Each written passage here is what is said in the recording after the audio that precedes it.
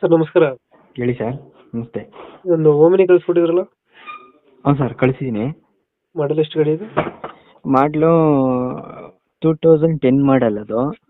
ಏನು ಮಾಡಲ ಇದು? ಹಾಂ ಸರ್. ಓನರ್ ಎಷ್ಟಾಗಿದ್ದಾರೆ ಗಾಡಿ? ಎರಡನೇವ್ರಲ್ಲಿ ಐತೆ. Second owner. ಹಾಂ ಅಣ್ಣ. ಡಾಕ್ಯುಮೆಂಟ್ಸ್ ಎಲ್ಲ ರನ್ನಿಂಗ್ ಇದೆ ಗಾಡಿದು? ಹ್ಞೂ ಎಲ್ಲ ರನ್ನಿಂಗ್ ಐತೆ. ಎಲ್ಲ ರನ್ನಿಂಗ್ ಐತೆ. ಹಾಂ. ಟೈರ್ ಕಂಡೀಷನ್ ಚೆನ್ನಾಗಿದೆಯಾ?